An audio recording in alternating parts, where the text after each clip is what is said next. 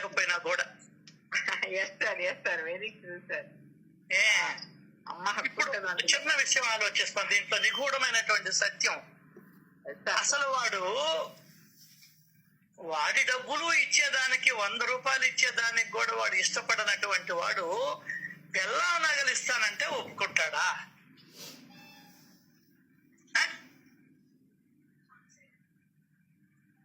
చాలా చాలా లోతుగా పరిశీలన చెయ్యాలి. ఆమె ఎంత అలిగిందో, ఎన్ని రోజులు మాట్లాడలేదో, అన్నో తినలేదో ఒప్పించేదాకా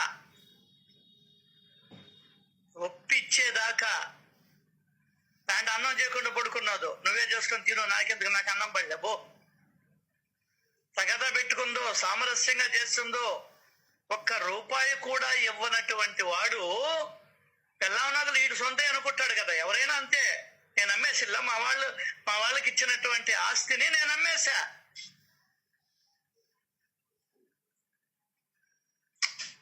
అది నీ సొంతం.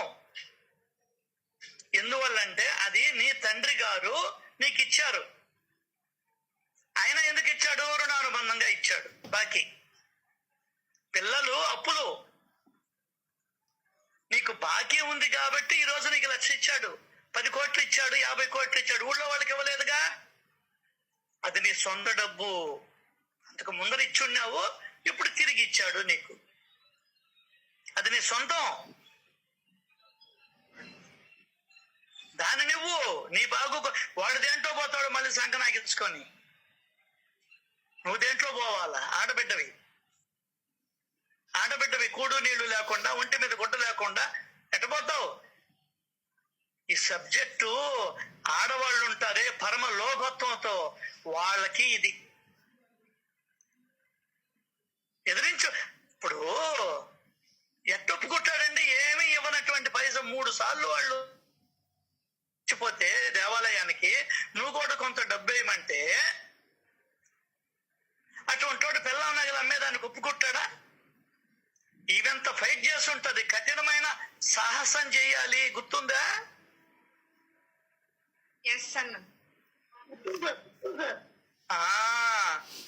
ముఖ్యంగా ఆడవాళ్ళకి ఈ సబ్జెక్టు. ఆడవాళ్ళు మీరు చేసుకుంటే మీకు, వాడు చేసుకుంటే వాడికి అర్థమైపోవాలి అక్కడ. ఇంకా మనం పిచ్చిలో ఉన్నామా? 500 మంది కుష్టి వ్యాధిగ్రస్తులు ఉన్నారు నెల్లూరులో. ఎంతమంది? 500 మంది.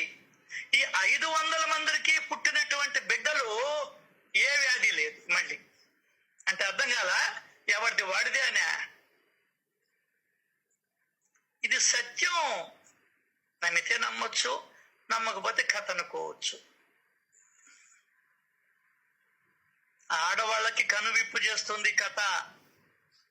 ఒక్కరు చెప్పడంలే నీకు.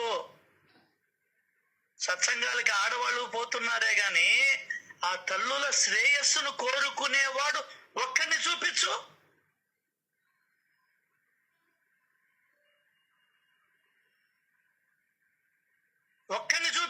అసలు ఆడవాళ్ళకి తెలుస్తుంది ఈ మాట.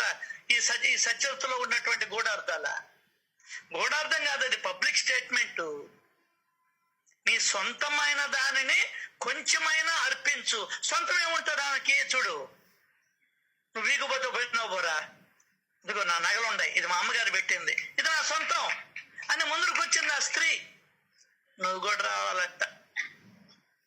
చదివేసి భలే ఉంది పులిహోర దద్దోజనం తింటాం, పోతాం సంకనాకించుకొని. నష్టం ఎవరికి తెలుసా? మనకే, నీకే, ఆడవాళ్ళకి. చూస్తల్లో ఇప్పుడా ఒంటి మీద గుడ్డ లేకుండా కింద కూర్చొని పైన కూర్చొని దారిలో పోయే వాళ్ళంతా వాళ్ళ శరీరాన్ని చూస్తా మట్టి కట్టుకొని పోయి, దుమ్ము కొట్టుకొని పోయి ఎట్టుండారా? ఇంట్లో కూర్చుంటే తెలవదు మీకు, బయటకు పోతే తెలుస్తుంది. అర్థం కదా? పైన నెత్తిన బొమ్మలు పెట్టుకొని బిడ్డల్ని, సంవత్సరం బిడ్డల్ని, 2 ఏళ్ల బిడ్డల్ని సంఖలో పెట్టుకొని ఆత్మకూరు బస్ స్టాండ్ కాడ అయ్యా అయ్యా అయ్యా అయ్యా అని చెప్పని వచ్చిన వాళ్ళందరి దగ్గరికి పోయి, అయ్యా అయ్యా పిల్లకి పాలు పట్టాలయ్యా, పిల్లకి అన్నం ఆకలి అవుతుందయ్యా అని అడుక్కుంటుళ్ళా రేపు నా పరిస్థితి కూడా అంతే. నేనేమన్నా పెద్ద పుడింగినా? అక్కల్లారా, అక్కల్లారా, చెల్లెల్లారా, వదినల్లారా, నీదంటూ సొంతం ఉంటే ఇచ్చేయి. లే, ఇప్పుడే లే, తీ బీరోది.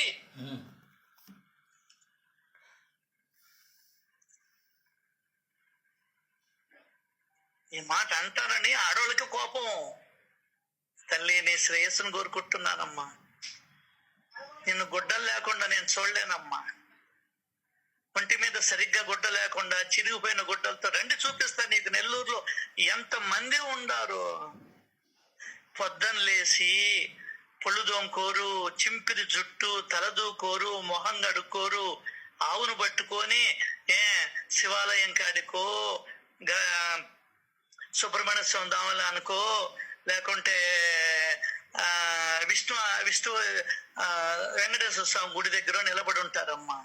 నీకు ఆ గతి పట్ల ఇంట్లో కూర్చొని ఏసీలో ఇప్పటికీ నువ్వు నిద్రపోతున్నావమ్మా.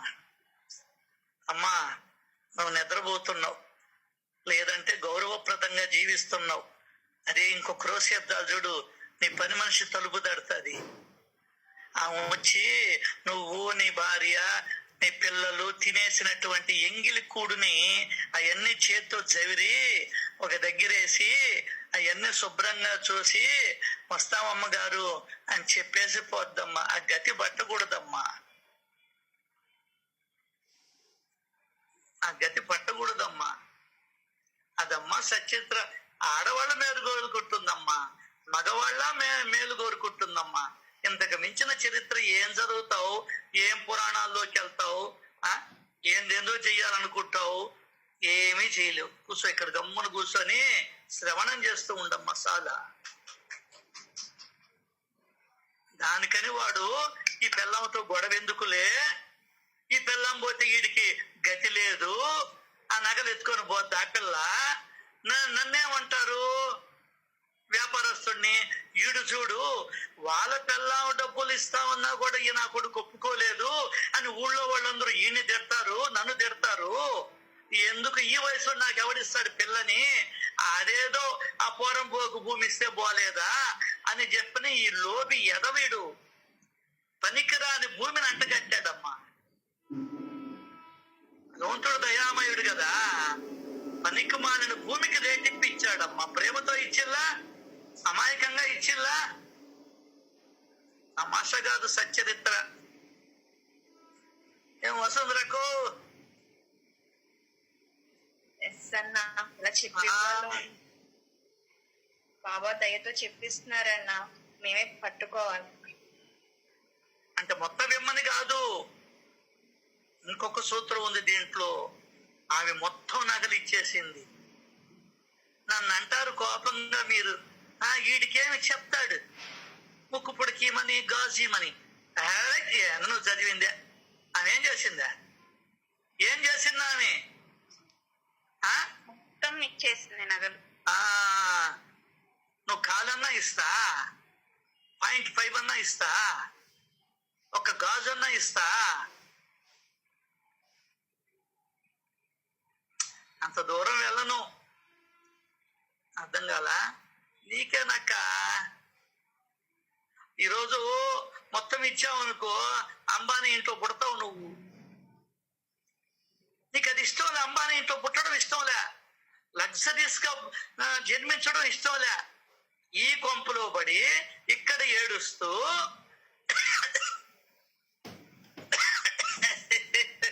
ఇదే ఇష్టం నీకు. మగవాళ్ళకైనా ఆడవాళ్ళకైనా ఈ శ్రవణమనే సాగరాన భక్తి ప్రేమ అమృతమనే అలలు లేస్తాయి. వాటిల్లో మరలా మరలా మునిగితే జ్ఞానరత్నాలు లభిస్తాయి. ఒంటి మీద గుడ్డ లేకుండా చిరుగులు చీరతో అడక తింటా ఉంటే నలుగురు బిడ్డలు నేసుకొని వెంకటేశ్వర జాలిపడి కరుణతో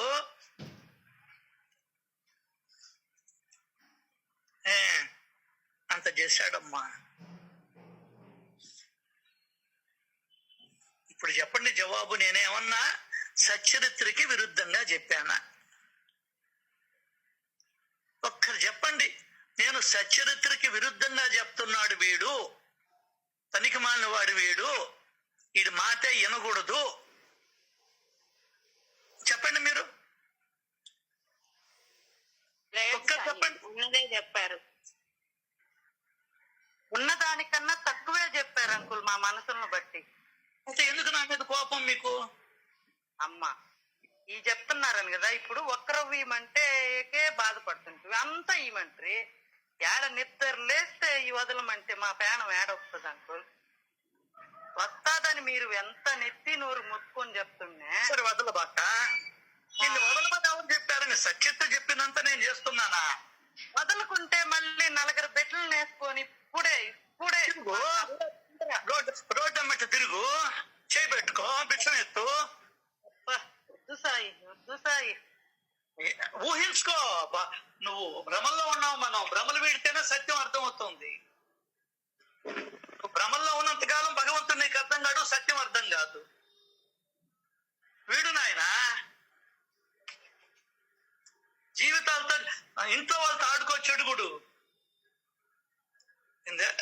ఇంట్లో వాళ్ళతో ఆడుకో చెడుగుడు వద్దన్నది ఎవరులే. నీ జీవితాలతో నువ్వే ఆడుకుంటున్నావు.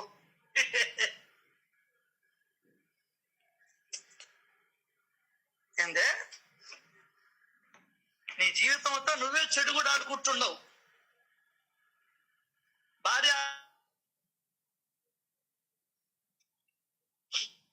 భార్యాభర్తల్లో ఎవడు ఆడడం లే చెడుగుడు, నీ జీవితాలతో నువ్వే ఆడుకుంటుండవు. అది కదా బాధ. నా జీవితాన్ని నేనే నాశనం చేసుకుంటుండా, నా జన్మని నేనే నాశనం చేసుకుంటుండా. సరే పో, ఎవరికేం కావాలి, అది కాదు. దానికనే నేను ఎప్పుడో ఎక్కడికో వెళ్ళి కూర్చుంటా. ఈ జీవుడు ఈ డబ్బు మాయలో పడి, బంగారం మాయలో పడి, వస్తువుల మాయలో పడి, ఆస్తుల మాయలో పడి మునగతా ఉంటాడు. ఎవరు ఎలా ఎలా చేసుకుంటే అలా అలా ఫలితాలను అనుభవిస్తారు. ఆ మాటలను గుర్తుంచుకున్న వారు ఎనలేని సుఖాన్ని పొందుతారు. ఏం మాటలు? సచ్చరిత్రలు, ఆయన లీలలు. నీ శ్రేయస్సును చూసుకో తల్లి. ఒక్కరో బద్ధకం వీడు, ఒక్కరో మోహం వీడు. మొత్తం కూతుర్లకే ఇవ్వాలా, కొడుకులకే ఇవ్వాలా, మా వాళ్ళు అంటా ఉండేవాళ్ళు. అర్థమైందా? నా సరుడు మా పెద్ద కూతురికి, నా 2 గాజులు చిన్న కూతురికి. అర్థం కాలా?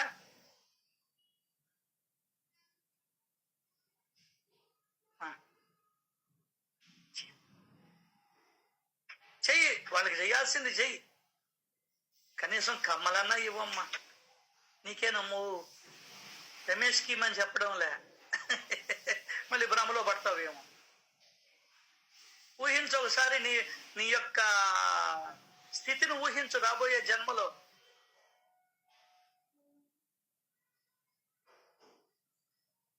ఈరోజు 1,00,000 రూపాయలు తీసుకుంటుండవు, రేపు సున్నాలన్నీ ఎగిరిపోతాయి.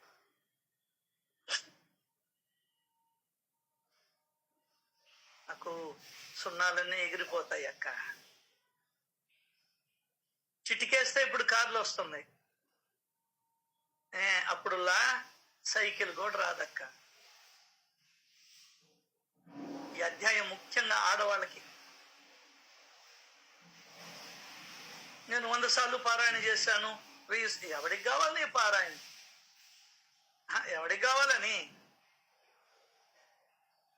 అదేమంటే వీడు కఠినంగా మాట్లాడతాడు. కఠినమేముంది? ఇక్కడ ఉన్న సత్యం నీకు కఠినం అనిపిస్తుంది.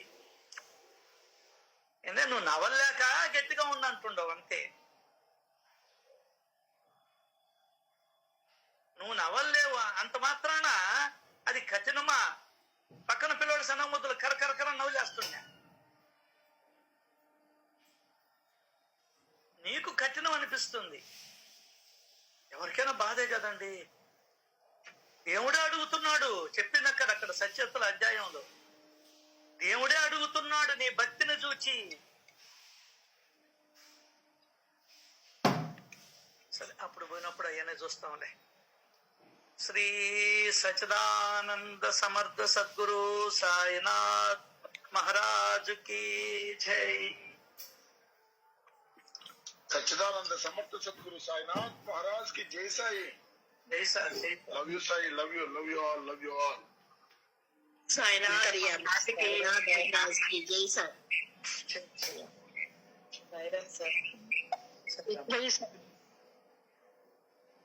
భార్గవరావు గారు ఇప్పుడు చెప్పిన దాంట్లో ఒక్క మాట తప్పు ఉంది అని చెప్పండి. ఎక్కడ తప్పు చెప్పాను, ఎక్కడ ఇచ్చేసాను? ఇప్పుడు తప్పని కాదు కానీ వీళ్ళకు ఇంకా స్వతంత్రం లేదు సార్. మీరు అన్నట్టుగా వాళ్ళు అంటున్నారు కానీ ఆ నగలు వాళ్ళవి అన్ని అని వాళ్ళకి తెలుసు. అయినా కూడా ఎవరు పర్మిషన్ లేకుండా వాళ్ళు ఏమి చేయలేదు సార్. పాపం వాళ్ళ ఆసక్తులు, ఆ ఆసక్తిలో పట్టుకొని మనం మెరుగు వాడేసుకుంటా ఉంటే వాళ్ళు బాధపడడం తప్పకుంటున్నారు సార్. సార్ ఎందుకు అశక్తులు సార్? మనసు ఉంటే మార్గం లేదా సార్? ఎవరైనా సరే మన సంక్షేమం ఇంత పొందుతారు కదా. నేను చెప్తున్నా కదా, తమాషా చెప్తున్నా, ఎవరైనా ధైర్యం చేసి చేయగలరా? ఎందుకంటే వాళ్ళు డిపెండెన్స్ డిపెండెన్స్ గా ఉన్నప్పుడు ఆ డిపెండెన్స్ ని వాళ్ళు మనసులు అయిపోయింది. నేను మొన్న కూడా చెప్పాను సార్, కట్నం తీసుకోవడం వాళ్ళు కట్నం ఇచ్చి పరమేశ్వరుగా జాయిన్ ఇంట్లో అని చెప్పేసి మొగుండు కొని ఇంట్లో పరమేశ్వరుగా జాయిన్ అవుతున్నారు. అది పద్ధతి ఏమండి ఒక ఆమెతో మరి ఉన్నానండి అబ్బాయిని మేము చదివించిందా అని ఏం మాట్లాడలేదు. అదే మగవాళ్ళల్లో మార్పు రావాలా, ఆడవాళ్ళల్లో మార్పు రావాలి. అది అంటే ఏంటి సార్, ఆ రెండు వస్తే మనము సార్ ఒకటి మనము వీఆర్ ది ఓన్లీ దీని కొనడానికి మనం సెక్యూరిటీ గార్డ్స్ మాత్రమే. We're not the owners, we're only security guards. ఇప్పుడు ఆమె నగలు ఇచ్చింది, ఆమె ఏమి మాట్లాడకుండానే మొగుడు ఒప్పుకున్నాడు అని అంటావా? ఓయమ్మ పెద్ద గొడవ జరిగింటుంది తమాష కాదు. ఇప్పుడైనా వేరింగ్ అప్పుడైనా ఎక్కువ కదా. అసలు అప్పట్లో స్త్రీ ఇంకా కూడా వెనకబడింది కదా స్త్రీ అప్పట్లో. మరి అప్పటికి ఆమె పోరాడినట్టేనా? పోరాడంటే మరి అదే కదా మనం నేర్చుకోవాల్సింది. పోరాటం మామూలు పోరాటం చేసిండదు, అంత అంత ఎక్కువ చేసిండదు. ఇప్పుడు అది కదా నువ్వు మాట్లాడుకో, నిగూఢమైన సత్యాలంటే అది కదా. నీదంటూ నీ సొంతమైన దానిని అవును సార్, కరెక్టే సార్. అది పోరాటం చేయబాక ఎన్నిటికీ చేయడం లేదు. నువ్వు ఎన్ని ఉపాయాలు లేవు అసలు, ఎన్ని ఉపాయాలు లేవు సార్. నేను పోతా ఉన్నాను, నగలాక్కోపోయాడు దొంగ అని చెప్పొచ్చు. ఏం చేస్తాడు వాడా? ఏం చేయలేడు. 4 తిడతాడు, కొడతాడు, పడు. వచ్చే జన్మలో అటువంటి నా కొడుకు చిక్కకుండా ఉంటాడు.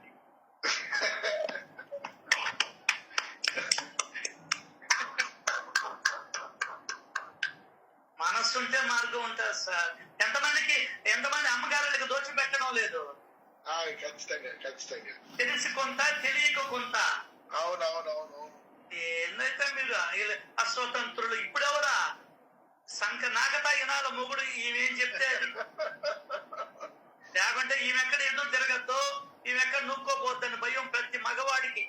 అవును, అది ఉంది. ఏదో మాట్లాడుతున్నాం మనం. సాయిరామ్ సార్, సాయిరామ్. సత్యం కావాలనుకున్న వాడికి సచ్చరిత్ర, జనన మరణ చక్రము నుండి తప్పించుకోవాలి అని అనుకున్న వాడికి సచ్చరిత్ర. జన్మలో నేను సౌకర్యవంతంగా జీవించాలి, ఇటువంటి మొగుడు వద్దు, ఇటువంటి పెళ్ళాము వద్దు, ఇటువంటి కొడుకులు వద్దు అని అనుకున్నటువంటి వాళ్ళకి సచ్చరిత్ర ఉపయోగపడుతుంది తప్ప ఇక దేనికి నీకు పనికిరాదు.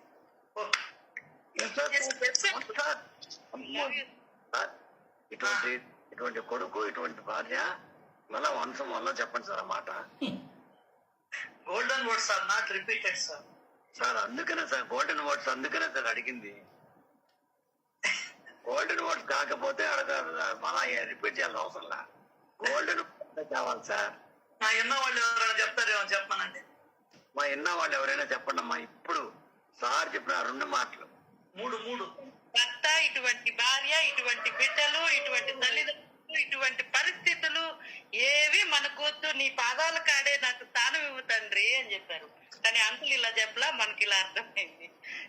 సేమ్ కాదన్నా, గోల్డెన్ వర్డ్స్ అని చెప్పాడు కదా సాయినాథ. మా ప్రసన్న, ఇటువంటి కొడుకు, నేనే చెప్తున్నా, నా వేరుగా చెప్తుంది, మాట మారిపోతా ఉంది. ఇటువంటి భార్య, చెప్పండి సార్. ఇటువంటి భార్య వద్దు అనుకునే వాడికి సచ్చరిత్ర, ఇటువంటి మొగుడు వద్దు అనుకునే వాళ్ళకి సచ్చరిత్ర, ఇటువంటి బిడ్డలు నాకు వద్దు అని అనుకునే వాళ్ళకి సచ్చరిత్ర. అది లెక్క. ఎందువల్లంటే ఈ ముగ్గురు ఎవరి మాట ఎవరు ఎన్నో లేదు కాదు. సజ్జన మండలి మీకు తెలుసు.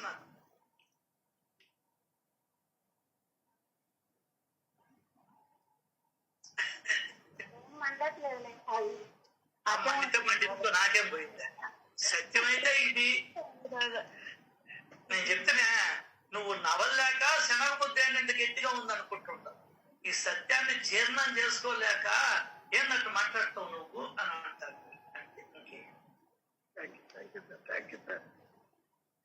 ఎవరికి నష్టం, నీకా నాకా? నీకా నాకండి.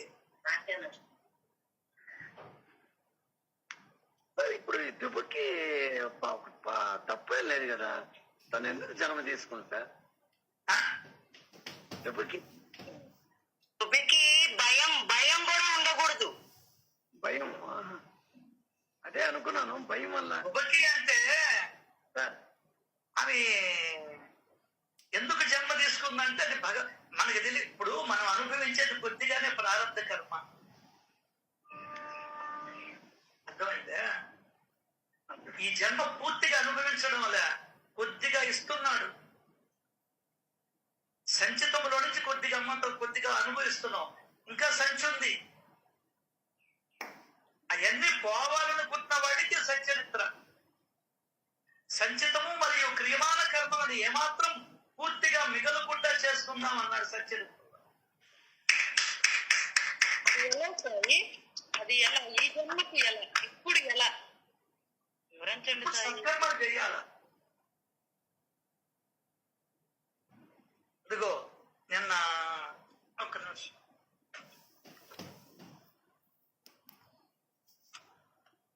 నిస్వార్థ చర్య, భగవంతుణ్ణి ఆరాధించడము రెండూ ఒక్కటే.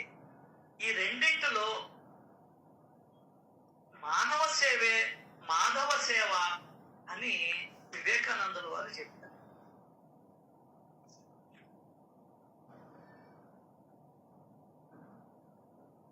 ఎక్కడని నువ్వు దేవుణ్ణి ఎత్తుకుతావు? ఆ రోజే చెప్పాడు వివేకానందుడు. ఒకసారి ఒక రోజు సాయంత్రం వివేకానంద స్వామి దక్షిణేశ్వరం నుండి దేవేంద్రతో తిరిగి వస్తూ అతడు ఇలా చెప్పాడు, పాలపుంత వైపు చూడు, అది పాల ప్రవాహంలో ఉంది, దాంట్లో ప్రతి క్షణము లక్షలాది సూర్యులు చంద్రులు రూపొందుతున్నాయని నీకు తెలుసా? అదే నక్షత్రాలకు మూలాధారం. ఈ విస్తృత విశ్వ పాలకుడు ఎంత అనూహ్యమైన వ్యక్తో కాస్త ఊహించు.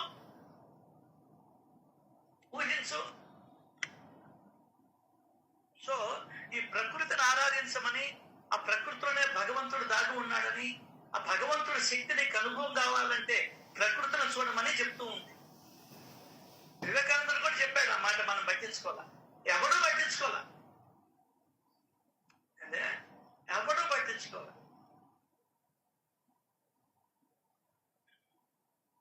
జస్ట్ ఇమాజిన్, ఆ రోజుల్లో పల్లెటూర్లలో యవనంలో ఉన్నటువంటి బాయాజమ్మ, యవనంలో ఉన్నటువంటి ఒక కుర్రవాడికి రొట్టెకూర పైన పెట్టుకుని తమ్ముడు అంటూ బయలుదేరితే ఏ నోరు గమ్మునుంటది పల్లెటూరులో? ఈ రోజే గమ్మునుండడం లే. ఆ రోజు ఎన్ని నోర్లు లెగిస్తుంటాయి చెప్పవా?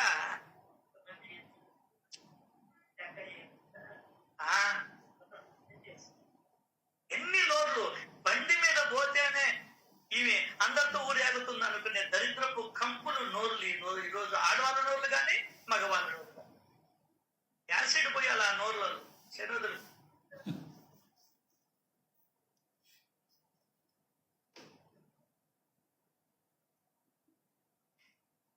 నిజంగా చెప్పాలంటే దేవుడి సాక్షిగా చెప్తున్నా, ఈ దరిద్రపు నోళ్ళు ఏమంటే వాగతాయని నా బండి మీద ఎక్కించుకోను. ఎందుకంటే ఈ బుద్ధి లేని మనుషులకు అర్థం కాదు, ఎప్పటికీ అర్థం కాదు, ఇది సత్యదాకా అర్థం కాదు. నేను ఎక్కించుకొని ఆడవాళ్ళని చాలా వరకు అవాయిడ్ చేస్తా. ముస్లిం ముతక లేదు, మంచి చెడ్డ లేదు, ఎందుకు పుట్టామో తెలీదు, ఎందుకు పెరుగుతున్నామో తెలీదు.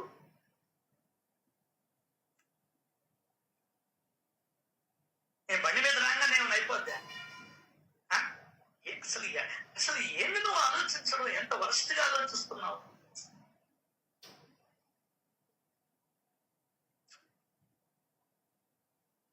దానికన్నా నీ కర్మ ఎట్టబోద్దంటే నిజమే, నీ కర్మ ఎట్టబోద్దంటే అటువంటి వాళ్ళు ఎక్కించుకొని పోతే ఊళ్ళో వాళ్ళందరూ నీ కర్మ తీసేసుకుంటారు.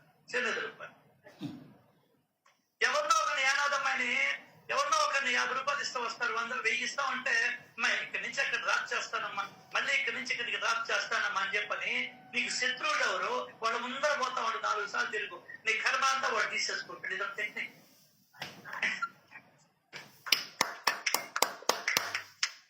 సూపర్ అన్న.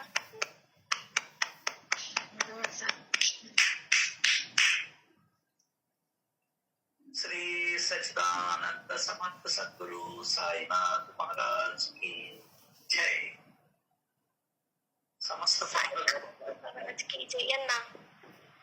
ఆనందంగా ఉండాలని, సంతోషంగా ఉండాలని, జ్ఞానవంతులు కావాలని, అజ్ఞానాన్ని తొలగించుకోవాలని, ప్రేమగా ఉండాలని ఆ దేవాది దేవుణ్ణి కోరుకుంటూ, మాలో కొత్త గొప్ప ఉన్నా కూడా ఆ త్యాగ గుణాన్ని, ఇచ్చే గుణాన్ని మాకిచ్చినందుకు ఆ దేవాది దేవుడికి, ఒకరికి పెట్టే గుణాన్ని ఇచ్చినందుకు ఆ దేవాది దేవుడికి లక్షల కోట్ల కోట్ల కోట్ల కృతజ్ఞతలు తెలుపుకుంటూ, ఆ డబ్బు మీద, ఆ వస్తువుల మీద, సంపద మీద వ్యామోహాన్ని తీసేసినందుకు లక్షల కోట్ల కృతజ్ఞతలు తెలియజేసుకుంటూ, ఇదే విధంగా నన్ను కడతీర్చమని ఆ భావాన్ని మనస్ఫూర్తిగా కోరుకుంటూ, ఎప్పుడూ మోహం చేరకుండా నా హృదయంలో ఈ జీవితం ఒకరికి ఉపయోగపడేట్టే చేయమని ఆ దేవాది దేవుణ్ణి మనస్ఫూర్తిగా కోరుకుంటూ ఈరోజు సత్సంగంలోకి వెళ్దాం.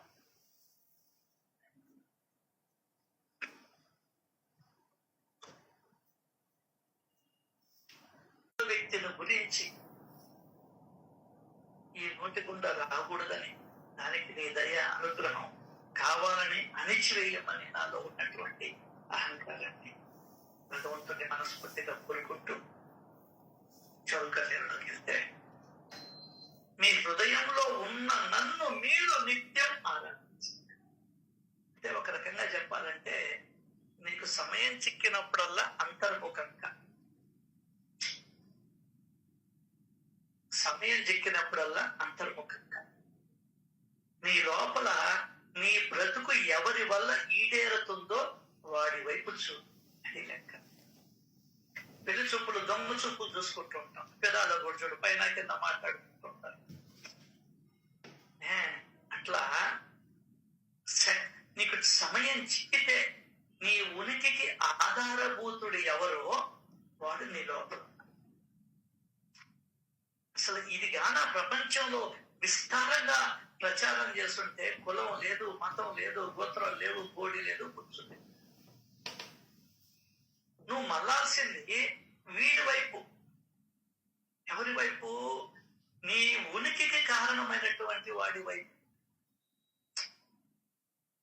నిన్ను ఇంట్లో పెట్టుకోనున్న దానికి కారణం ఎవరో వాడి వైపు మళ్ళాలను. నిన్ను ఏమండి అని పిలుస్తుందే, ఆ పిలుపుకి నోచుకున్నావే, ఆ నోచుకునే దానికి కారణభూతుడు ఎవడో వాడి వైపు మళ్ళాలి నువ్వు. నీ కర్మ పిల్లం వైపు మళ్ళీ. ఆమె కూడా ఏమన్నా తెమ్మంటావా, మసాలా దోశ, ఇడ్లీ అని పిలిపించుకునే దానికి కారణభూతుడు ఎవరో వాడి వైపు ఆయన మళ్ళా. నిజంగా జీవితాన్ని మార్చాలండి. ఒక ఐడియా నీ జీవితాన్ని మారుస్తుందని వచ్చింది ఒక అడ్వర్టైజ్మెంట్. ఈ ఒక్క మాట, ఈ 2-3 ఓవీలు దాన్నే పట్టుకుని సాధన చేయి. ఇంట్లో ఏదన్నా ఒక మాట వస్తుంటే కొంతమంది కొన్ని రోజుల వరకు సాధిస్తారు, మగవాళ్ళు కానీ ఆడవాళ్ళు కానీ. నేను చూశాను, నా కళ్ళెదుటి నేను చూశాను. దాన్నే పట్టుకుని పీడిస్తా ఉంటారు వాళ్ళు. అంటే అంత బరువును మోస్తారు వాడు. వాడు అమ్మ పడవ. ఎందుకంటే వాడికి సరైనటువంటి జ్ఞానం లేక. చదువు ఉంది, సంస్కారం లేదు. డబ్బులు వస్తాయి, వేస్ట్. ఏం డబ్బులు నాయన? ఎంతమంది ఎప్పుడు చనిపోతున్నారో, ఏ నిమిషంలో చనిపోతున్నారో కూడా తెలియని బ్రతుకులు మనవి.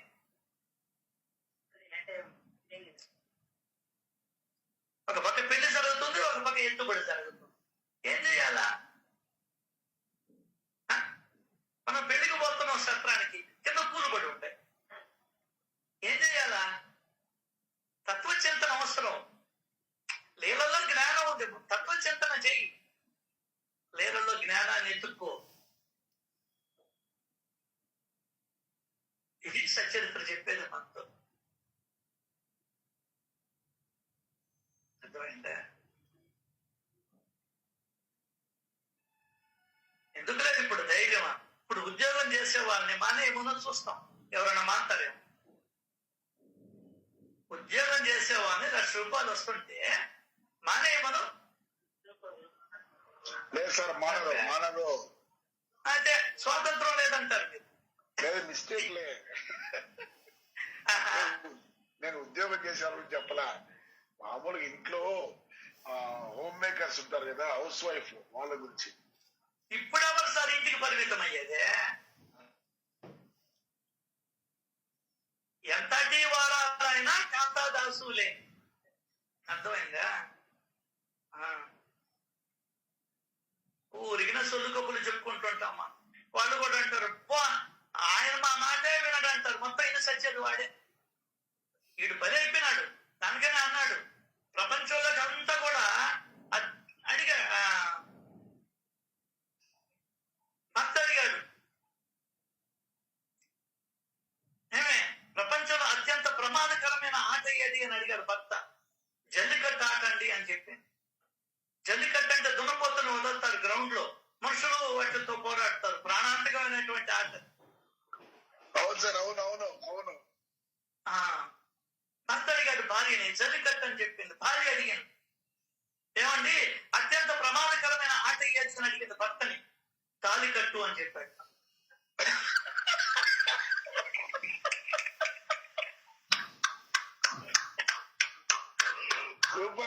సూపర్.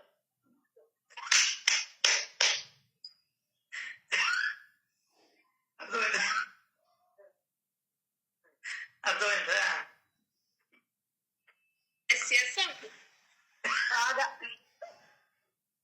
ఈడి జీవితం పోయింది, ఆమె జీవితం పోయింది. ఈడన్నా మేము కలవన్న జీవితం. వీడికి ఇష్టం వచ్చినప్పుడు సినిమా పోతాడు, ఫ్రెండ్స్ వచ్చారని చెప్పిన మందు కొట్టేసి వస్తాడు. అర్థం కాలా? అదిగో నేను మా అమ్మ వాళ్ళకి బాగలేదు వెళ్ళిపోతున్నానని చెప్పిన ఆఫీస్ నుంచే ఫోన్ చేస్తాడు. ఇంకా స్వాతంత్రం లేదు.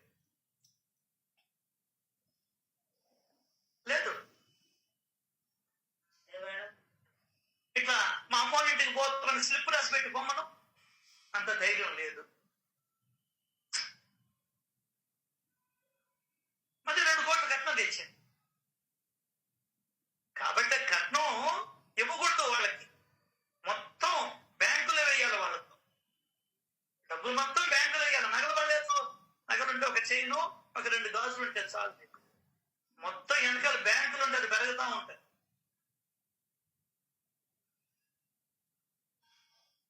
ఆ ఆర్థిక స్వాతంత్రం లేకనే.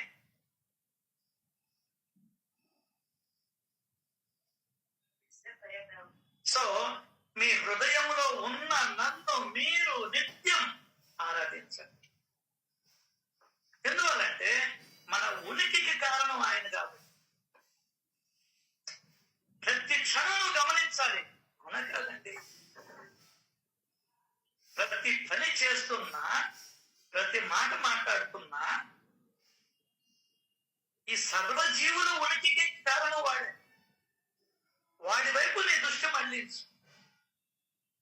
ఈ మాట చెప్పుంటే ఇన్ని కులాలు, ఇన్ని మతాలు, ద్వేషాలు, పగలు, ప్రతీకారాలు ఉంటాయా? దానికనే మనది వేద భూమి అన్నారు. మన వేదం చెప్పింది ఈ మాట. ఇంకా ప్రపంచంలో ఏ మతము చెప్పలా. కానీ వేదభూమి దాని మంది మనమే కులాలని, మతాలని సృష్టించుకొని అందరినీ దూరం పెట్టి ఇప్పుడు వాళ్ళు మారిపోతున్నారని ఏడుస్తున్నాం. నువ్వు చేసిందే వాళ్ళకి ద్రోహం. ఈ రోజు నీ నెత్తి మీద కూర్చుంటున్నారు, నీ నెత్తి అరుస్తుంది.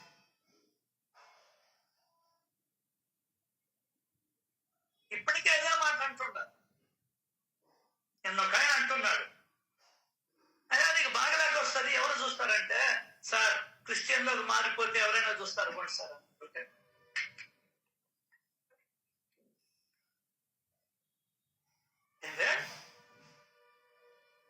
క్రిస్టియానిటీలోకి మారిపోతే చూస్తారంట. ఎవరైతే తల్లిదండ్రులు బిడ్డలు చూడనటువంటి వాళ్ళు ఉన్నారనుకో, వాళ్ళు వెళ్ళిపోతారు. ఎట్లా? అదే నీ మతం ఆదరించు, వాళ్ళు ఎక్కడికి పోతారు? పోరుగా. ఇండియాలో కుష్టి వ్యాధి వస్తే పాలిన వాళ్ళు వచ్చి క్లీన్ చేస్తారు. నువ్వేం చేసావు? దూరం పెట్టేసి. తెలుసా నీకు? మళ్ళీ వాళ్ళు మారిపోతున్నారని వాళ్ళని చెప్తాం. నువ్వు చెయ్యి కసికి పోతారా చూపిస్తా నీకు. ఆ కుష్టి వ్యాధి వాళ్ళకి ప్రతి నెల ఫండ్ ఇస్తున్నారు. నేను తీసుకోబోతా గ్రామానికి. వాళ్ళు ఇస్తున్నారు సరుకులు, గిరుకులు అన్ని. నువ్వు ఇస్తున్నావా? నీ దేవాలయం ఇచ్చిందా? నీ మతం ఇచ్చిందా? అంటే నేను హిందూ మతానికి వ్యతిరేకం కాదు. వెళ్ళిపోవాలంటే కూడి పెట్టేవాడు పెద్ద కొడుకు. ఎక్కడ కూడి చిక్కదు అక్కడికి పోతారు. భిక్షగాడు చూడు, ఈరోజు శుక్రవారం మనవాళ్ళు కూడా మసీదు కాడ కూర్చుంటారు, డబ్బులు వస్తాయి. శనివారం చూడు వెంకటేశ్వర స్వామి గుడి దగ్గర కూర్చుంటారు. మంగళవారం చూడు సుబ్రహ్మణ్య స్వామి గుడి దగ్గర కూర్చుంటారు. మరి నువ్వేమీ చేయకపోతే వాళ్ళకి మతం గొప్పదంటుంది. మతం ఎప్పుడు గొప్పదవుతుంది? ఇవన్నీ నేర్చుకోవాలి. ఇదంతా నువ్వు మతానికి కట్టుబడిపోయావు, కానీ భగవంతుడికి కట్టుబడి. ఎన్ని దేనికి వచ్చిందంటే ప్రాబ్లం రూపానికి ప్రాధాన్యత ఇచ్చేసాం. వాడే దేవుడు. పెద్ద ప్రాబ్లం అది. దానికనే సాయిబాబాని అర్థం చేసుకుంటే ప్రపంచంలో నీకు కుల, మత, జాతి విచక్షణ అనేదే ఉండదు. ఎవడైతే అర్థం చేసుకుంటాడు. ఎందువల్లంటే ఆయన మాట వేదవాక్కు, ఆయన మాటలు బ్రహ్మలిఖితాలు. చెప్పలా, అనుభవించి చూపించాడు. అనుభవాలను ఇచ్చాడు నాకు.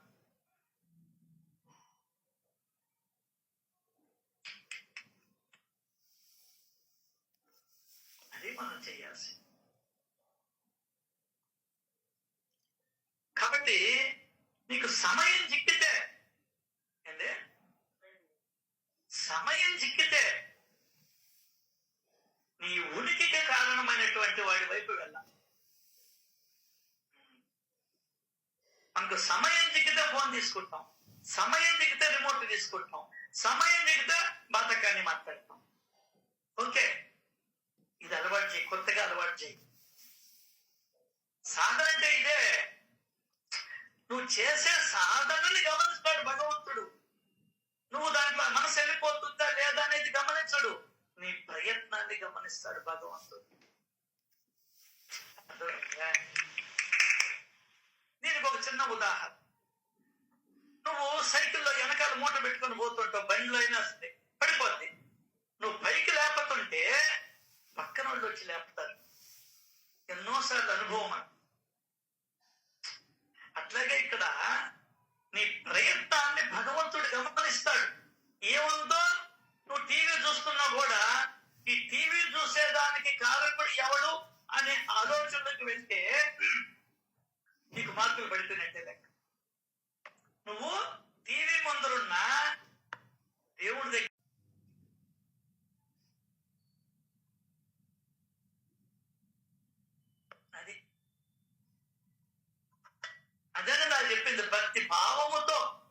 వైపు మళ్ళితే మీ భక్తి శ్రద్ధలు ఉన్నంతసేపు నేను నీ వెంట ఉన్న గోళ్ళాడు కూర్చున్నావు ఒక అరగంట హాయిగా నవ్వుతూ ఆ జ్యూస్ ని ఆస్వాదిస్తూ భగవంతుడా బాబా ఎంత చక్కటి మధురమైన పదార్థాన్ని పెట్టావయ్యా తీయదనాన్ని అని నువ్వు అనుకుంటూ ఉంటే నువ్వు దేవుడి దగ్గర ఉన్నట్టే మంచిగా తాగుతూ భగవంతుడా ఇంత అద్భుతమైనటువంటి అమృతాన్ని ఇచ్చావయ్యా ఆ దప్పిక తీరుస్తుంది ఆకలైనప్పుడు కూడా ఆకలిని తీరుస్తుంది శరీరంలో డిహైడ్రేషన్ ను తగ్గిస్తుంది ఇంత గొప్ప సృష్టి అయ్యా నీది అని నువ్వు అనుకుంటూ నీళ్లు తాగుతూ అనుకుంటూ భావన చేస్తూ ఉంటే భగవంతుడు నీ వెంటే ఉన్నట్టు లెక్క అది స్మరణ మాత్ర ప్రసన్నుడు అంట గుర్తు తెచ్చుకుంటే చాలు సంబరపడిపోతుంది నీ కొడుకు ఫోన్ చేస్తూ సంబరపడిపోతుందా అబ్బా నా కొడుకు ఫోన్ చేశాడు నా కూతురు ఫోన్ చేశాడు నా మనవడు చేశాడే అంటాం అర్థమైందా ఓకే అట్లాగే భగవంతుణ్ణి పోరాటం సాధన అంటే పోరాటం దానికనే ఆయన అన్నది ఎముకలు పుల్లలు కావాలి రక్తం నీరు కావాలి ఎంతవరకు నీ ఉనికికి కారణమైనటువంటి వాడిని నువ్వు గుర్తుపెట్టుకుంటున్నావు ఇది ప్రశ్న మైండెడ్ నీ ఉనికికి కారణమైనటువంటి వాడు నిన్ను మీ ఇంట్లో వాళ్ళు ఈదులో వాళ్ళు నిన్ను తగలేయకుండా పూడ్చిపెట్టకుండా ఎవడైతే కారణభూతుడో వాడి వైపు ఎంతసేపు ఉంటున్నావు వాడిని గురించి ఎంతసేపు వింటున్నావు వాడి నామాన్ని ఎంతసేపు చెప్పుకుంటున్నావు తల్లి ఇది భగవంతుడికి కావాల్సింది ఇది మర్చిపోయి దేవుడికి ఎవడంటే తిరుగుతున్నాం ఎంత ప్రేమ కలగాలి నీకు ఆయన పట్ల నా కథలను శ్రవణం చేస్తే మననం చేస్తే నామం చెప్తే కాదు భగవంతుడు నా దగ్గరే ఉన్నాడా నా వెంటే ఉన్నాడా నా హృదయంలో ఉన్నాడా పొంగిపో డాన్స్ అయ్యి నామం చెప్తూ డాన్స్ చేయడం కాదు ఆ నామము కలిగినటువంటి వాడు నామిని వాడు నా లోపల ఉన్నాడు చిన్నోడు కాదండి వాడు అంటే చిన్నోడు కాదండి ఎన్ని పనులు చేస్తున్నాడో నాకు ఎంత ఊడిగం చేస్తున్నాడో నాకు ఆ ప్రేమకి లొంగిపోవాలండి భార్య ఎంతో కష్టపడుతూ ఉంటుంది ఇంట్లో భర్త వచ్చి నేను కూడా సహాయం చేస్తాంలే అంటే భార్య పొంగిపోతుంది అట్లాగే ఇక్కడ ఆయన కష్టాన్ని గమనించు ఆయన చేసే పనులు నువ్వు చేయలేవు నేను అది గుర్తుపెట్టు ఆయన చేసే ఏ పనినైనా మనం చేయలేం నువ్వు నేను చేయగలిగిందంతా ఒక్కటే ఏందో చెప్పండి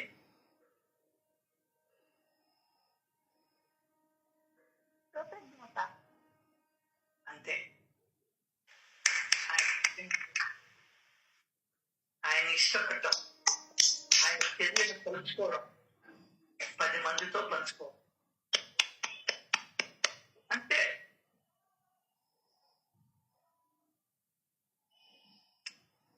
సార్ నా ఉనికికి కారణమైన వాటిని మర్చిపోతున్నాను ఈ రొమ్మిలో అది నువ్వు ఎంత సంపాదించావంటే కారణం వాడేగా 8 ఏళ్ల పిల్లల నుంచి వెళ్ళిపోయినాడుగా వాడు 11 ఏళ్ల పిల్లవాడు నుంచి వెళ్ళిపోయినాడుగా వాడు ఈ రోజు నువ్వు రాజభోగాలు అనుభవిస్తున్నావంటే కారణం వాడేగా ఆ ధ్యాస లేకుండా పోయింది సార్ నాకు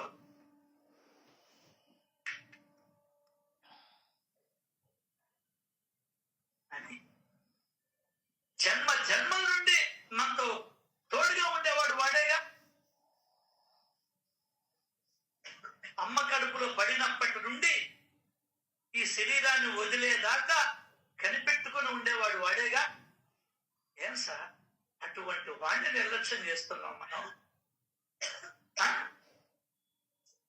అటువంటి వాడి మాటలు వినేదానికి కూడా చిరికి లేదంటున్నాం ఈ వ్యామోహాల్లో పడి నీ మనవన్ని 2 చేతులతో ఎత్తుకొని చీచి చాచా అనేదానికి కూడా కారణం వాడే. అసలు నీ మనవడు పుట్టుకి కారణం కూడా వాడే. అర్థమైందా? నీ మనవరాలు పుట్టుకు కూడా కారణం వాడే. మూలాన్ని మర్చిపోయాం సార్ మనం. పుట్టగెత్తులు ఉంటాయా ఇంకా? మళ్ళీ మీతో పంచుకుంటున్నాను కొత్తగా ఇచ్చింది. భగవంతుడు చేసే పని ఏ పని మనం చేయలేం. Nothing else. గుర్తించలేవు, తిన్నది అరిగించుకోలేవు, రక్తం గాలితే గడ్డ గట్టించుకోలేవు, మలినాలని బయటకు తొయ్యలేవు. అర్థమైందా?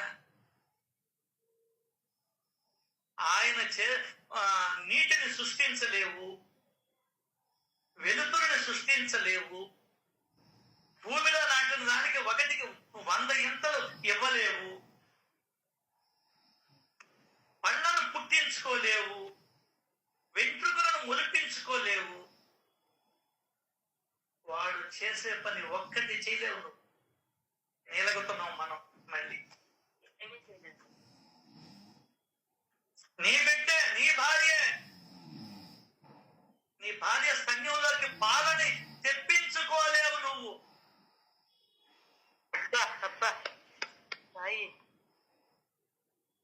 అర్థమైందా? వాడు చేసే పని ఏది చేయలేం.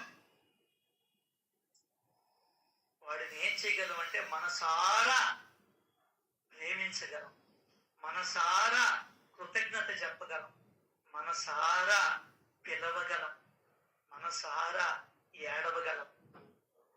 అదే ఆయనకు కావాల్సింది.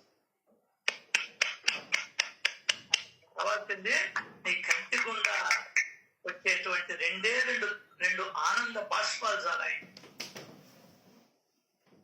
అసలు ఈ విధంగా తలపోసేవాడు ఎవడండి ఈ ప్రపంచంలో? నువ్వు తప్ప. అర్థమైందా? భగవంతుడు నీకెంత గొప్ప సత్సంగాన్ని ఇచ్చాడు. అర్థమైందా? తన ఉనికిని తానే తెలియజేస్తూ ఉన్నాడు ఈ నోటి గుండా. తన ఉనికిని తెలియజేస్తూ ఉన్నాడు సచ్చరిత్ర ద్వారా. ఇంకొకరు వివరంగా చెప్తున్నాడు. నువ్వు ఈ ప్రపంచంలో అందరినీ గుర్తు చేసుకుంటున్నావు, కానీ వీళ్ళందరినీ గుర్తు చేసుకునేదానికి కారణభూతుడు ఎవడో వాడిని మాత్రం గుర్తు తెచ్చుకోవడం. ఇదే ఏరుని దాటి తెప్పని తగలేయడం అంటే.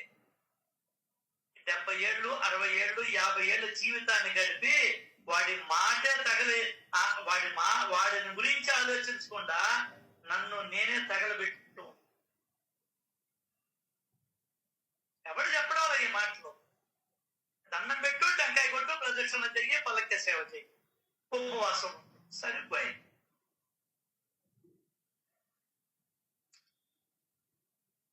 ఇప్పుడు సార్ మనం ఆయన యొక్క చర్యలు, ఆయన యొక్క ఆలోచన విధానం ఎంత గొప్పవి, ఎంత గొప్ప అది చెప్తున్నాడు. వీలున్నంత వరకు, వీలున్నంత సేపు ఆయన వైపు తిరుగు.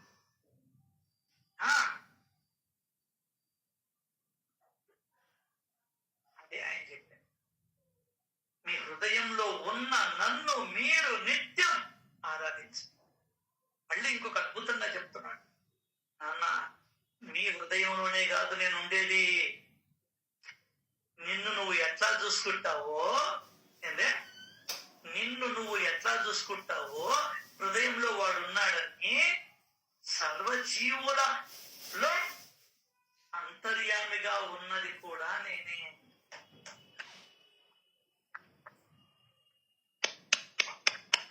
నీ కొడుకు నువ్వు ఎట్ట పెట్టుకుంటావో అన్నం ఇతర జీవులకు కూడా అట్టే పెట్టు. ఎందువల్లంటే దాంట్లో ఉండేది కూడా నేనే. అద్భుతం సార్, అద్భుతం సార్. ఆమెకి తెలియక రొట్టె ముక్కు ఇసిరేసింది. అదే ఇక్కడ లక్ష్మి దగ్గరకు వచ్చేటప్పుడు ఏం చెప్పాడు తెలుసా? ఏం చెప్పాడు చెప్పు? బాగా ఆకలిగా ఉంది, రొట్టె కూర తెమ్మంటాడు.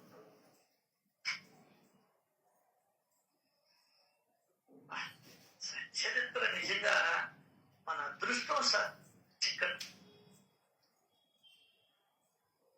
నీ హృదయంలోనే కాదు ఉండేది, సర్వజీవులలో అంతర్యామిగా ఉన్నది నేనే.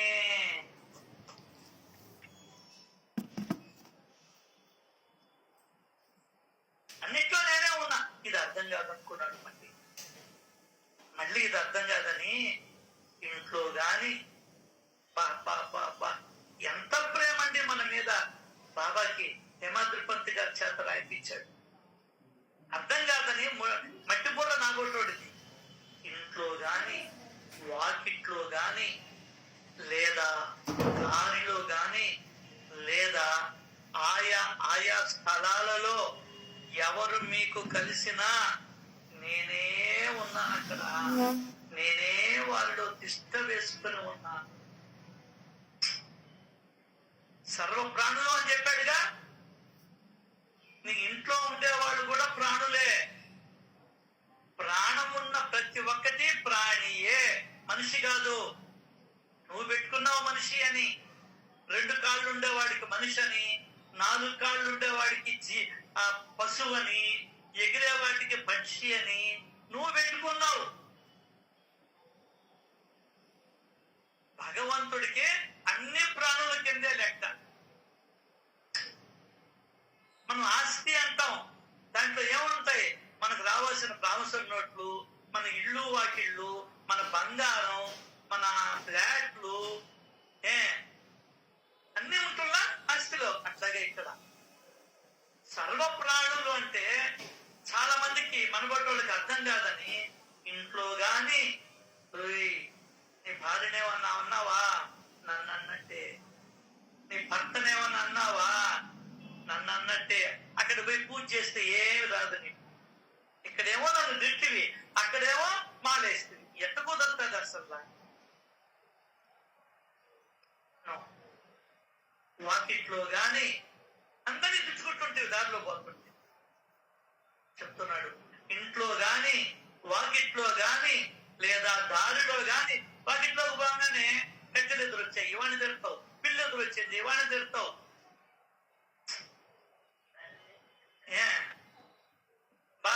భర్త చనిపోయిన వాడిని, చనిపోయిన వస్తే తిడతావు. అదే భార్య చనిపోయిన వాడు వస్తే పట్టుకో, దాని గురించి ఆలోచిస్తావు.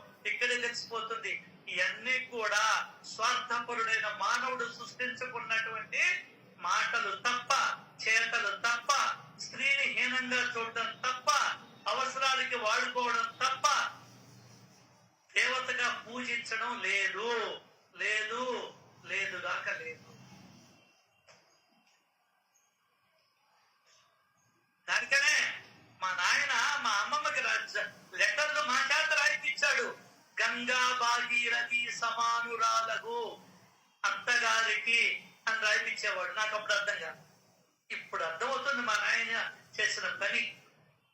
గంగా భాగీరథి ఎంత పవిత్రమో, భర్త చనిపోయినటువంటి స్త్రీ కూడా అంతే పవిత్రము అని చెప్తుంది. నువ్వు గంగలో మునగబడ్డా వితంతు అని కూడా రాకూడదు ఆ మాట, కానీ క్షమించాలి చెప్తున్నా. వాళ్ళ కాళ్ళకి దండం పెడితే నువ్వు గంగలో మునిగినంత పుణ్యం. వాళ్ళకి ఇంకా ఏమైనా సహాయం చేస్తే గంగలో జాకెట్ వదలడం కాదు, ఈవికి చీర పెట్టడం ఇంకా పుణ్యం. ఈ శ్రావణ మాసంలో, ఈ కార్తీక మాసం. అర్థమైందా? నన్ను పట్టుకోరమ్మంటారా? వాళ్ళని పట్టుకొని వస్తా. మీ ఇంట్లో ఏటా ఈరోజు రెండో శుక్రవారం తీసుకురమ్మంటారా భర్త లేని వాళ్ళని? ఆ దమ్ముందే మీకు అసలు? ఏంటండి, ఎవరు నోరు ఎక్కడం లేదు? ఖచ్చితంగా అనుకుంటున్నాను. మనం అంతా పేరుకే వాడుకుంటున్నాం. గంగా భాగీరథి సమానురాలకు అత్తగారికి నమస్కరిస్తూ రాయునది. మా నాయన రాయిపించాడు నా చేత, నాకు బాగా గుర్తుంది.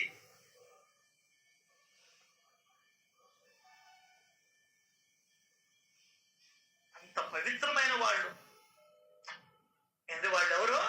అంత పవిత్రమైన వాళ్ళు. వాళ్ళని చూసి గర్వపడు, జాలిపడు.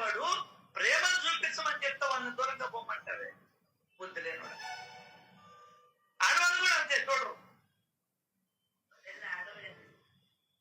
ఆడవాళ్ళకి ఆడవాళ్లే శత్రువు. ఉమ్మడిగా అందరూ శత్రువు లేదండి, పక్కన అనుకోబడలే. ఎందువల్లండి? ఎవరు మనుషులుగా బతకడం, ఎవరు బతకడం ఏదో దానికని వచ్చాడు. జ్ఞానం రావాలి నీకు. ఏం రావాలి? ఆచారాలు కాదు రావాల్సింది, జ్ఞానం రావాలి. దానికని ఆయన చెప్పాడు, సర్వజీవులలో అంతర్యామిగా ఉన్నది నేనే.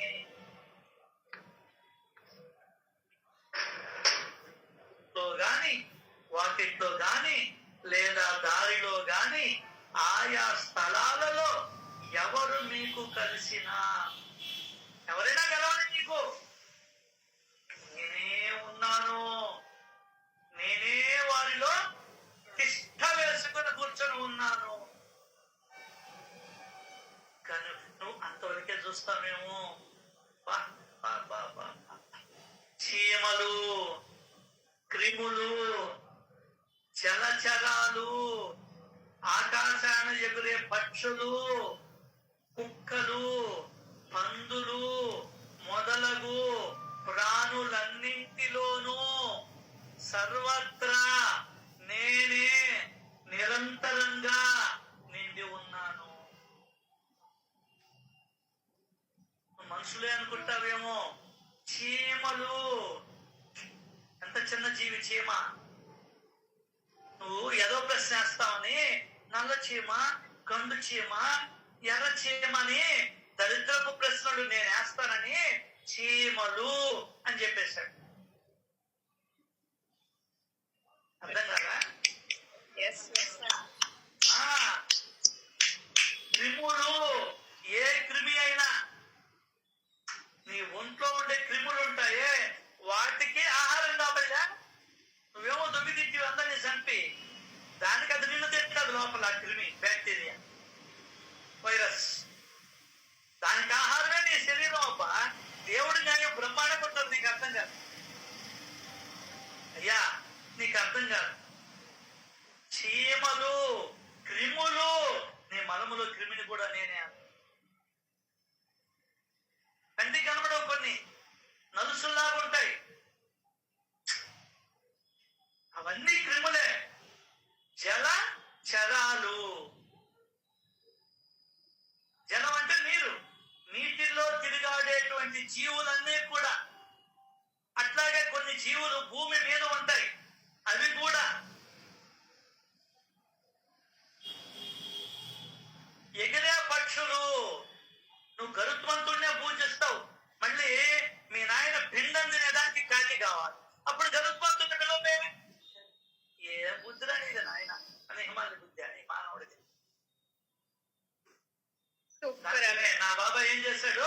పక్షులు, పౌర్మ, చిలక, గద్ద, ఎన్ని పక్షులు రకాలు ఉన్నాయా? కొంగ, రెక్కలు కోడి, ఎన్ని పక్షులు కిందకు వస్తాయి? చీమలు, క్రిములు, జలచరాలు, ఆకాశాన్ని ఎగురే పక్షులు ఎక్కడ ఎగరతాయి? ఆకాశాన. శ్వాన శోకరాలు, కుక్కలు. నువ్వు మళ్ళీ అడుగుతావు, ఇది జాతి కుక్క, మచ్చల కుక్క, ₹1,00,000 కుక్క, ఈదుల్లో తిరిగే కుక్క అని మాట్లాడుతుంటాం. కాబట్టి ఆయన ఒకటే మాట అన్నాడు, కుక్కలు. ఇంట్లో ఉండే కుక్కకేమో తట్టెడు మాంసం పెడతావు, బయట కుక్కకేమో తన్ని తర్వాత. అర్థం కదా? కుక్కలు, పందులు.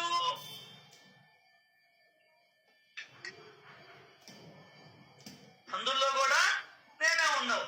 వరాహమూర్తినేమో పూజిస్తావు, ఇదే ఇక్కడ పందినేమో అసహించుకుంటావు. ఏంది సార్ మనం? అదే ఆవు గుళ్ళోకి వస్తే ఓయేమో వచ్చేసింది.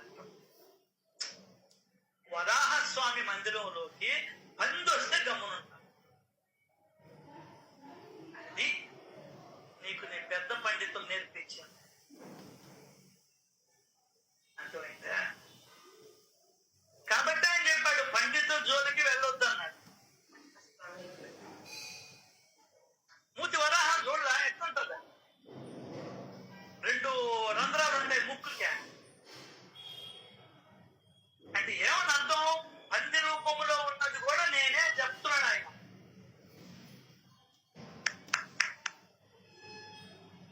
అది నీకు అర్థం కాదని సత్యంతో చెప్పాడు. చీమలు, క్రిములు, జలచరాలు, ఆకాశాన ఎగురే పక్షులు, కుక్కలు, పందులు మొదలగు ఇంకా చాలా ఉన్నాయి. 84 లక్షల జీవరాశులు ఉన్నాయి. అవన్నీ చెప్పాలంటే ఇక్కడ కుదరదు.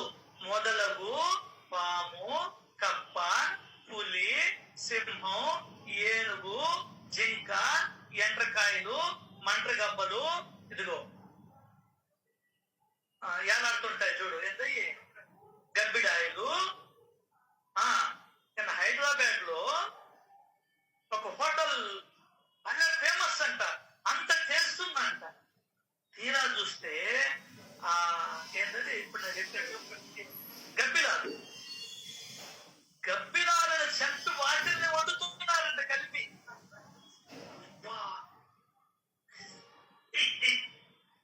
ఏం బతుకురాలు ఆయన. బయట తినొద్దు, పెట్టుకోవద్దు అంటే నువ్వు ఆటలు పెట్టుకొని తింటుంటుంది. ఏం చెయ్యాలి నిన్న? ఎంత తెలిసినా కూడా నువ్వు ఆటలు పెట్టుకొని తింటున్నావు అంటే అసలు నీకు బుర్ర ఉందా అని అడుగుతున్నా.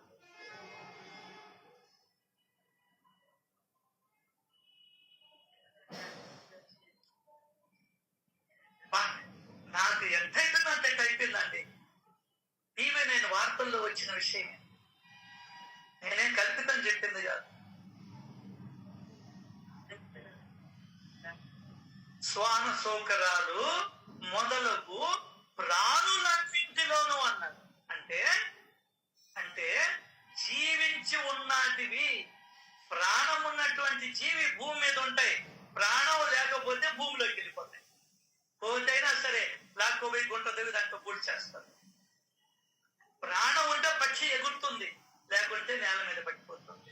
ప్రాణం ఉంటే గాండ్రిస్తుంది, లేదంటే పడిపోతుంది. దానికనే అన్నాడు, అద్భుతమైన పదం వాడాడు, మొదలగు ప్రాణులన్నింటిలోనూ. ప్రాణం నీలో ఉందా? ఓకే. పక్షిలో ఉందా? ఓకే. తిరిగే చేపలో ఉందా? ఓకే. మొదలగు ప్రాణులన్నింటిలోనూ సర్వత్రా ప్రాణాలు అంటే దేనికి? బతికేదానికి అవసరం ప్రాణం. ప్రాణవాయువు అంటారు. ఏమంటారు? ఈ మనిషి మనుగడకి కారణం ప్రాణాలు. ఈ ప్రాణాలంటే అది ప్రాణవాయువు ముఖ్యం మనిషికి. కాబట్టి నేలల్లో కూడా ఆక్సిజన్ ప్రాణవాయువు ఉంది. ఆ ప్రాణవాయువుని పీల్చుకుని అవి బతుకుతాయి. నేలల్లో ఉండే జీవులన్నీ కూడా. మనకి తెలియదు, కనబడదు. భగవంతుడి చర్యలు కనపడవు. అమోఘము, అగ్రాహ్యము, అపూర్వము, అనూహ్యము, అద్భుతము, అనిర్వచనీయము.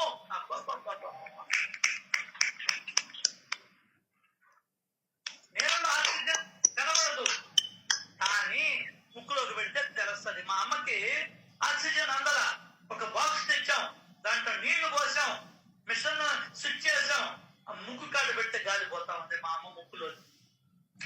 అప్పటికి నీళ్ళలో ఏముంది? ప్రాణవాయువు. అద్భుతం సార్. భగవంతుడు అనేవాడు అద్భుతం. అవన్నీ వదిలేసి రూపానికి పరిమితం అయిపోయి ఆ రూపాలతో కొట్టుకులాడి వస్తున్నామే మనం.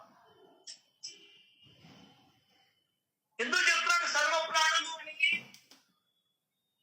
ఎవరిని ఏ ఇబ్బంది పెట్టేదానికి లేదు, నరుక్కునేదానికి లేదు, కొట్టుకునేదానికి లేదు, చంపుకునేదానికి లేదు, హత్య చేసేదానికి లేదు. ఎందువల్లంటే అన్ని ప్రాణులలోనూ నేనే సర్వత్రా, నేనే నిరంతరంగా. సృష్టి ఆవిర్భావము నుండి సృష్టి అంతమయ్యేదాకా నిరంతరం. మన ఇంట్లో ఏసీ ఎప్పుడు ఆడుతూనే ఉంటుందిరా అంటుండ. కొన్ని హైదరాబాద్ ఇళ్లలో ఎప్పుడు లైట్ ఉండాలి. చేస్తాం? మన ఇళ్లలోనే లైట్లు ఉంటుండే, ఇంకా నువ్వు అంత సిటీలో లైట్లు లేకుండా ఎట్ట గడుపుతాను? ఇప్పుడు నేను కూడా ఇక్కడ లైట్లు వేసుకొని ఉంటాను. నిరంతరంగా నేనే నిండి ఉన్నాను. నేను అంటే ఎవరు? సాయి. సాయి అంటే ఎవరు? శక్తి, ఆత్మ, చైతన్యం, స్ఫురణ, దేవుడు, భగవంతుడు. ఈ పదాలు సరిపోతాయా అసలు ఆయనకి?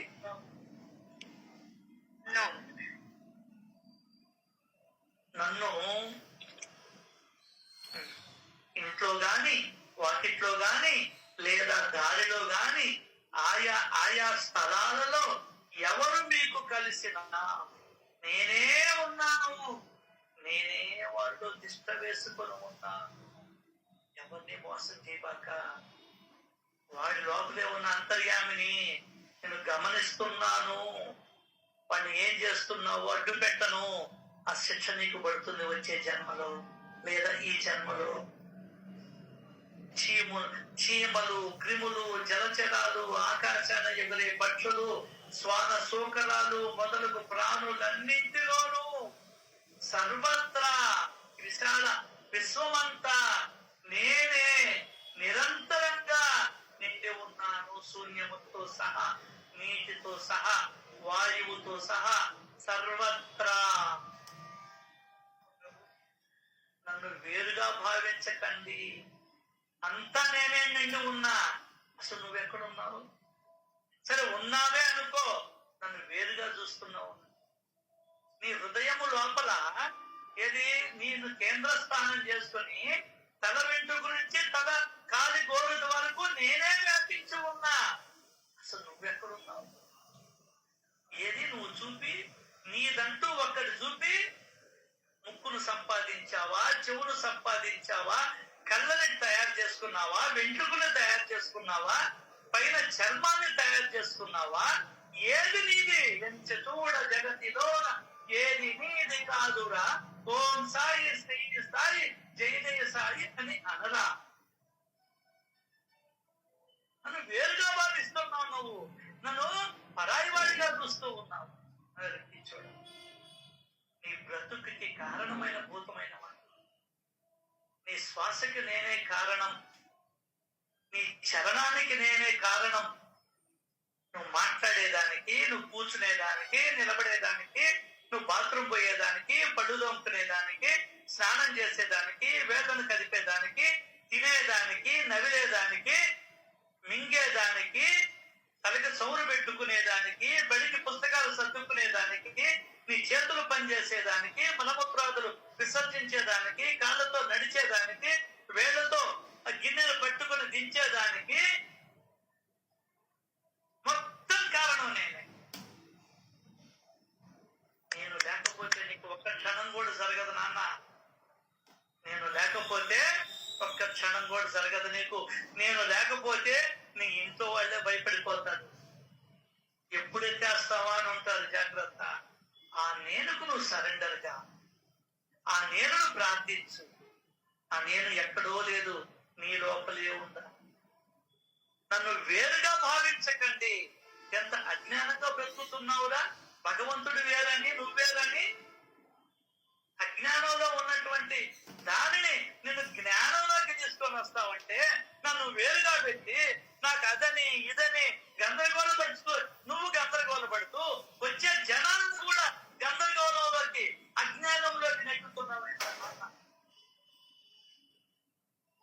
నీకు నాకు ఏమాత్రం భేదం లేదు. ఏం భేదం ఉంది? మొత్తం వాడే ఉండి. అసలు నువ్వెక్కడుండవు మాట్లాడితే. నువ్వెవరు? అది కూడా నేనే. నేనెవరు?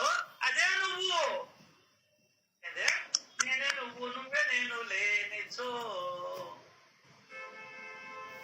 నీవు లేక నేను లేను, నేను లేక నీవు లేవు. బాబా లేక రమేష్ లేడు, రమేష్ లేక బాబా లేడు. ఇద్దరు లేకపోతే ఏమీ లేదు. ఈ సత్సంగమే లేదు. అది ఉండొచ్చు ప్రాణాన్ని.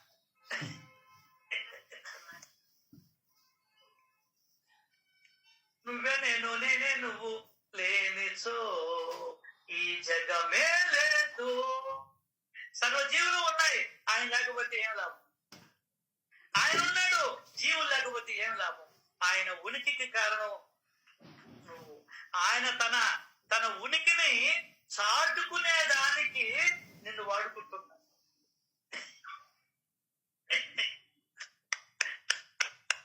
అర్థం కదా? ఒకటే హత్య చేస్తాడు, వాటి ముందు ఇంకొకటి జైల్లో. ఆయన ఎందుకు వచ్చాడా? తన ఉనికిని చాటేదానికి వచ్చాడు. నా గొప్పతనం ఏందో తెలుసుకోమని చెప్పేదానికి వచ్చాడు. నేను లేకపోతే నువ్వు లేవు అని చెప్పేదానికి వచ్చాడు. నా సృష్టిని అనుభవించు అని చెప్పేదానికి వచ్చాడు. సెలయేర్లు, జలపాతాలు, ఈ అరణ్యాలు, అడవులు, పచ్చని మైదానాలు, నల్లటి కారుమేఘాలు, సముద్రాలు, అర్థమైందా? పుష్పాలు, ఫలాలు, కాయలు, పర్వతాలు, సరస్సులు, లోయలు, రకరకాల చెట్లు, రకరకాల మనుషులు, రకరకాల చిత్తవృత్తులు, ఇవన్నీ గమనించు. అబ్బురపడు, ఆనందపడు, ఆశ్చర్యపడు. ప్రేక్షకులు ఆనందించడమే నా లీలక సంపూర్ణత. సినిమా బాగుంటేనే హీరో, హీరోయిన్, డైరెక్టరు, నిర్మాత అందరికీ లాభం. లేకపోతే ఎవరికి లాభం?